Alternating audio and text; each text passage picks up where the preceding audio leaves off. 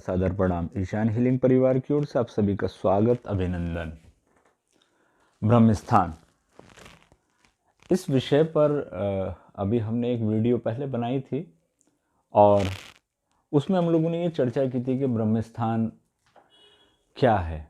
आज हम थोड़ा सा इसको और अधिक जानने का प्रयास करेंगे ब्रह्मस्थान के बारे में। कोई भी भूखंड जो होता है उसका मध्य का स्थान ब्रह्मस्थान कहलाता है। भूखंड हो, कोई घर हो, कोई फैक्ट्री हो, कोई औद्योगिक इकाई हो, जो उसके मध्य का जो स्थान होता है वो ब्रह्मस्थान, उसको ब्रह्मस्थान की संज्ञा प्रदान की जाती है। अब प्रश्न यहाँ यह पैदा होता है कि हम ब्रह्मस्थान को एग्जैक्टली मतलब कैसे ज्ञात करें उसे। तो उसके लिए एक सरल तरीका है कि जो भी आपका टोटल एरिया है उस एरिया को 3 बराबर भागों में विभक्त कर लेते हैं। ऐसे ऐसे ऐसे और इस तरीके से, लंबाई और चौड़ाई। उदाहरण के रूप में मैं ये बताना चाहूंगा आपको, जैसे मान लीजिए ये 12 मीटर चौड़ा है और 12 मीटर लंबा है आपका प्लॉट।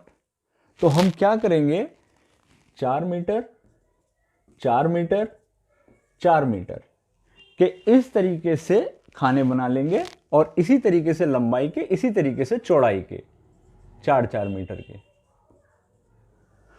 और जब हम इस तरीके से खाने बनाएंगे, जो बिल्कुल मध्य का पार्ट आएगा वो हमारा कहलाएगा ब्रह्मस्थान।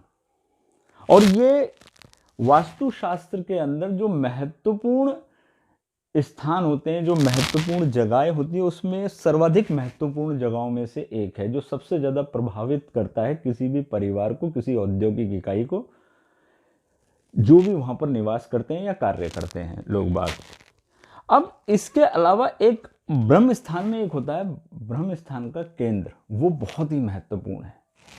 ब्रह्मस्थान का केंद्र को ज्ञात कुछ हम इस तरीके से कर सकते हैं कि हम कोनों से, जो हमारे कोने हैं, उनको इस तरीके से 2 रेखाएं खींचें उसके ऊपर। और जब हम ये 2 रेखाएं खींचेंगे और जो बीच का पॉइंट होगा वो ब्रह्मस्थान का केंद्र बिंदु कहलाएगा।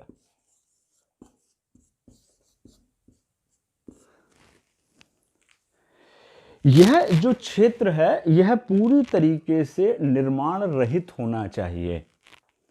ब्रह्मस्थान से 3 महत्वपूर्ण तत्व जुड़े हुए हैं। सबसे महत्वपूर्ण तत्व ब्रह्मस्थान से जुड़ा हुआ है ब्रह्मदेव, जो सृष्टि के सृजन करता है।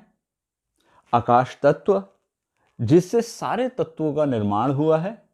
और वास्तु पुरुष की जो संकल्पना की गई है, एक हम लोग ये कल्पना करते हैं कि जो भूखंड है इसमें एक वास्तु पुरुष हैं जो औधे मुंह लेटे हुए हैं, उल्टे मुंह करके लेटे हुए हैं।